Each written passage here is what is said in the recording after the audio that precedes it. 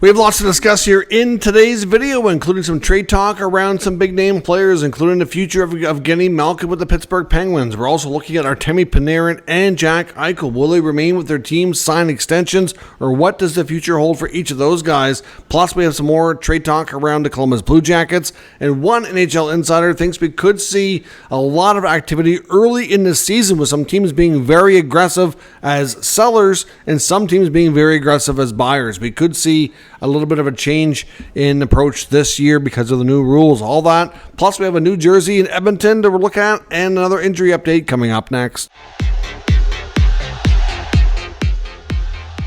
So welcome back to another video here at Top Shelf Hockey. As I mentioned, we have lots to discuss here in today's video. Another injury update from NHL training camps. The Utah Mammoth today revealed that Alex Kerfoot, who was expected to be a pretty important piece in that middle six of their lineup, is going to be out for a little while. Is considered week to week with a lower body injury. So obviously that's week to week can be a little bit vague. Sometimes it's 1 or 2 weeks. Sometimes it's more like 4 to 6. So it kind of just depends. We don't really know the full extent, and they're probably still learning the extent of it as well. So either way, not a good start for Kerfoot in Utah. And obviously at this point, you'd have to think that you can't say for sure he won't be ready to start the year, but it's be in question for sure. Now, as we also mentioned, the Edmonton Oilers, we have a new jersey, a new third jersey, alternate jersey, revealed again today. We've had a string of them here in the last week to 10 days. So here's a look at the Oilers' new one. Obviously,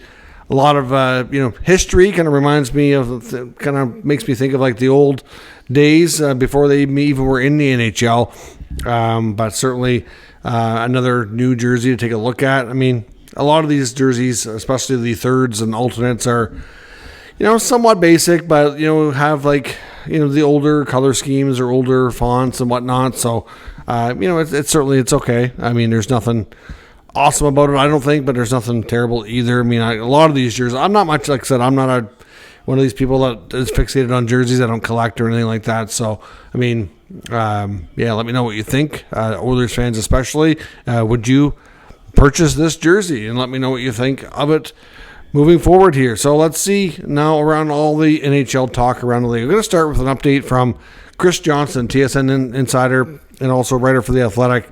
He expects, this is not surprising to me in the least, but he expects that the early part of the NHL season could actually have a lot more activity for movement. And I've said this before as well, and I think with the new rules that we've seen, I do think that's quite a likely scenario. Now, because of the double retention option not really being available like it was before, I mean, double retention can still happen, but there has to be a big gap. I think it was 75 days or something like that in between. So you're not going to see a scenario where essentially, a third team comes in as a broker and all at one time, player goes from A to B to C with double retention, and then the acquiring team gets a really cheap cap hit. So you're going to see players possibly moved and then flipped again for that perspective. But not only that, I think you're also going to see more hockey trades. Roster player for roster play type of move.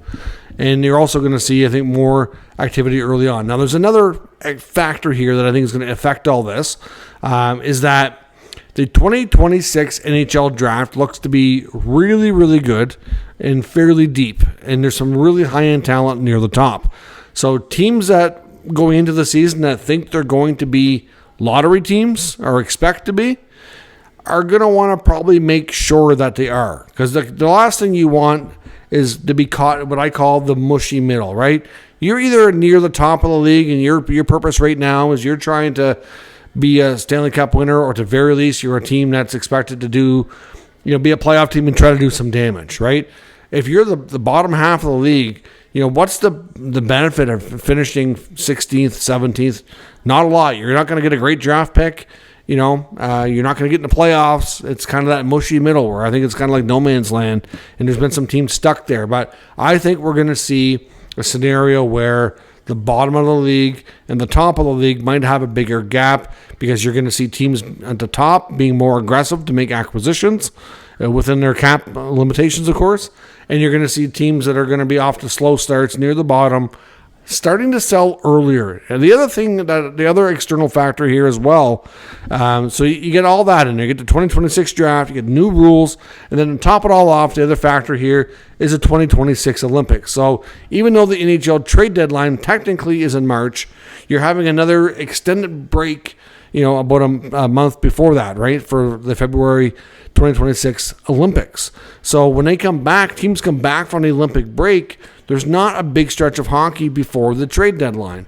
So teams are going to be looking at this and thinking, okay, when we bring new players into our lineups, what kind of timelines do you normally look at to get them settled, to get them acclimated, and to do all that. So I think we're going to see more activity earlier than usual this year. Now, Chris Johnson says he expects teams that are like the teams that he expects to be the early sellers would be like the Penguins, the Bruins, maybe, possibly the Sharks, Blackhawks, even mentions the Islanders. These teams all have players that have been surrounded by rumors, some more than others, over the last few months. Looking at like Pittsburgh, we've heard about Rickard Rakell. We've heard about Brian Rust. We know that they're certainly not trying to win. Of course, we've heard more recently, and we're going to talk about it again here, of Evgeny Malkin. So there's, at least 2 to 3 interesting players there, if not a few other lower level ones that could be moved, right? Then you look at the Bruins, like Pavel Zacha's had his name in a rumor mill all off season. Chicago's definitely going to sell off some veterans, whether it's Connor Murphy or, maybe even Ilya Mikheyev or Jason Dickinson if team's looking for more of a role player, something like that. The Islanders, I'm looking at like Jean-Gabriel Pageau, for example. The Sharks got a bunch of guys that could go, whether it be Mario Ferraro finally move, either some other defensemen like Lilgren or Leddy, because they've got a bunch of young defensemen that they're going to be fighting for ice time. So I don't think some of these veteran guys are going to be there for more than a half a season.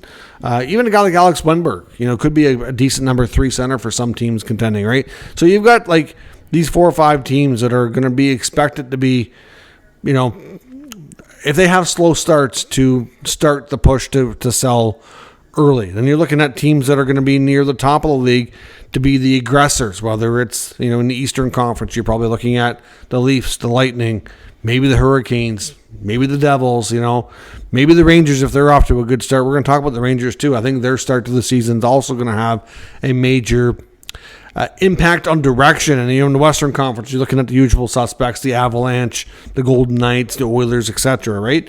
Those teams are going to be probably more aggressive, trying to fit in what they can. They're also not going to want to mess around. A team like the Edmonton Oilers, especially, or the Leafs, they're not going to want to have not great starts. So I can see them, even if they have a slow start, they're not going to go this route. They're going to be the opposite, I think, being more aggressive to try to find a fix to get it going so they can save the season, not tank the season like some of these other teams. So with all that being said, I think we're going to see a lot of activity early on, and all those teams very easily could be involved. Now, speaking of the Penguins, of Evgeny Malkin, there was another comment, another update here from RG.org and Jimmy Murphy, who had some intel on the Malkin situation. Of course, we talked yesterday about the interview he did with the Athletic Penguin beat writer, looking at his future and how things, how this year's going to go. And he acknowledged that, it could be his last season. It could be his last season not only with the Penguins, but it could be his last season in the NHL. Acknowledges, get 20 years in, lots to be proud of, 3 Stanley Cups. He knows that the Penguins may not offer him a new contract, but he also indicated that if he could play another year, that he might be open to that as well. Like, it's not a given that it's his last season. But obviously, whether or not he plays in Pittsburgh or not might be a factor. He also acknowledged that a lot of people would like to see him play at least a season back in Russia, to be able to be closer to family and closer to his hometown and all that stuff. So there's lots of things that he kind of acknowledged, but he did acknowledge as well that seeing guys like, especially like the Brad Marchand situation last year, having a veteran guy who's been, same organization long-term as a captain, all that, and then all of a sudden he has a change in scenario, gets moved, and goes on to win a Stanley Cup and totally rejuvenated his career. That was kind of intriguing, and maybe he could waive his, not a given, like not saying he wants to leave, but kind of saying that maybe that's something he's got to think about, right? So all that kind of leads us to Murphy's comment saying that he's got good intel, suggesting that in the last year, so since 2024, 3 teams have been inquiring on his availability with Kyle Dubas and the Pittsburgh Penguins. Those 3 teams include the 2 teams in the state of Florida, with the Panthers and the Lightning, as well as the Montreal Canadiens. Now, all of those teams to some degree would have trouble fitting him in under the cap, but like I said, I expect there to be more hockey trades, so more roster for roster moves. So, maybe a team is willing to trade a younger player for a veteran guy to try to increase their odds of winning today. So looking at Florida, like early in the season, they'll have some flexibility with Matthew Tkachuk being a long-term injury reserve. By the time you get to later in the year for the playoffs with the new rules, that might be tricky. They'd have to move a player off the roster. The Lightning, same idea. They've got a little bit of early flexibility because Nick Paul's going to miss probably the first 4 to 6 weeks of the season. So, a little bit of LTIR usage there. But clearly, even a team like Montreal, we know that Kirby Dach is going to be given every opportunity to be the number 2 center. It looks like they want to kind of give that a chance before they pull a trade. But if any reason that's not quite working out, Malkin could be a guy to look to. Ivan Demidov, up and coming Russian rookie, would probably, love to be able to play with somebody from back home like Malkin, who he's probably looked up to and could learn a lot from, and who's won Stanley Cups and won individual awards, and could probably just give him an opportunity just to really soak up all that knowledge. Right? He could be a good fit there. Now, I don't know if he'd go there. We don't know what his preferences are. I do believe he stays in Florida. Like, he has a home in Florida, I think, for the offseason. I'd spend time in Russia too, but we know the Russian players do seem to love Florida. So, something to keep an eye on for sure. If Malkin decides that he's willing to move, because I think at this point the Penguins and Kyle Dubas, when it comes to Malkin and Crosby, the players are going to make the call. They're going to make that decision, and Dubas and the Penguins will do their best to get them where they want to go and to honor their requests. But those are the teams to kind of look for right now. I'd also throw in the Rangers if they're in the mix. But as we're going to talk about the Rangers here in a minute, obviously I think their direction is going to be impacted a lot by their start. Now, some interesting info floating around too about Blue Jackets, young forward Yegor Chenikov. And of course, we had heard in the offseason, especially towards the second half of it, that he wanted a trade. Now, he wasn't demanding it, but he would prefer it. That he had asked the Blue Jackets to be moved, that he seemed like he had some issues with head coach Dean Evison. Seemed like because we know there was a point where I believe he was a healthy scratch a few times. Ice time was down a few times, and just sounds like the communication with the head coach wasn't clear, that maybe he was not understanding some stuff. Could be a bit of a language barrier. It's hard to say. So it just seemed like he was a player that didn't absolutely say, you got to get me out of here, I'm not reporting. It wasn't that aggressive, but it was like, I'd prefer a trade, can you please move me? And we know that they did look into things, but again, it sounded like Don Waddell wasn't going to move him just for the sake of moving him, that he had to find a deal that he thought the team would benefit from, and well, that never came to be just yet. Then we saw comments from Chenikov, because he was asked about this in training camp in the last couple of days, and he says that he spoke with head coach Dean Evison, and that they cleared some things up, and he was open to staying. Now, it doesn't say for sure, like, I definitely want to stay, didn't say I changed my mind, just said I'm open to it. So, again, not a given, but at least he was in a better spot. But then I see some stuff floating through social media, and I don't really know how relevant the source is, because it wasn't somebody I was overly familiar with, but there is a person out there that claims that they have the intel, and from what I can tell, it does look like they've had some stuff before, so it's like, okay, I don't want to completely discount them, but at the same time, I don't want to run with it and say it's definitely true, because I don't know where it stands, but just there's some stuff out there that suggests that a couple of teams are inquiring about Chenikov, that he hasn't technically rescinded his request. So, like I said, he's open to staying, but some say, okay, just because he said he's open to it, He hasn't rescinded it, and there's a couple of teams, including Edmonton and Chicago, that have been inquiring or showing interest. So we'll see where that goes. I don't know that anything's imminent on that front. I wouldn't be shocked if he stayed at all. But yeah, there are some out there that think that there's still a chance he moves. So we will see about that. Speaking of the Rangers, like I said, and the future direction of that team, Frank Saravalli was reporting that he feels, as far as Artemi Panarin goes, because he's entering the last year of his contract, obviously turned out to be an amazing free agent signing by the Rangers. Good value. At the time, it seemed like a lot of money, but he's earned it, to be completely fair. I think he's been good. I mean, there's been some times that he maybe wasn't as productive or as clutch as you want, especially in the playoffs. But all in all, the grand body work, the money they've paid has been well spent. He certainly helped accelerate that rebuild to get them back into being a playoff team. Obviously, they ran into some unexpected things last year and kind of bottomed out here. But, obviously he feels whether or not Panarin re-signs or even could be moved himself this year will largely depend on how the team starts the season. He says as far as a contract extension goes between the Rangers and Panarin, that the Rangers seem to be quite content right now to kind of just see how things play out first. They're not going to probably rush into anything here. Just kind of see where it goes, just in case anything goes sideways like last year. And if it does go sideways, he expects them to make some hard decisions, including probably moving Panarin instead of re-signing him. I would think a player like Lafreniere is going to be right there as well, but a lot of that, again, will depend on his performance. If he doesn't improve over last year and the team is struggling, would I be shocked if he was moved? No. But at the same time, when players are struggling and they're not earning their contract, is there a ton of interest from other teams? No, right? So it's hard to say. But sometimes you get a team that's willing to give a guy a fresh start, and, well, it can completely change a guy's future for sure. So we'll have to see where it goes. But certainly, according to Saravalli, he's not expecting an extension for Panarin. He's expecting them to kind of wait and see, take the easy approach there, just in case things don't work out. But to be honest, a lot of teams, I think, like the Rangers, are probably heavily watching some key players around the NHL. And I'm not saying that they're going to move or they're going to get them, but there's a lot of guys that have not extended yet. And whether or not they become free agents next year will dictate a lot of teams' plans.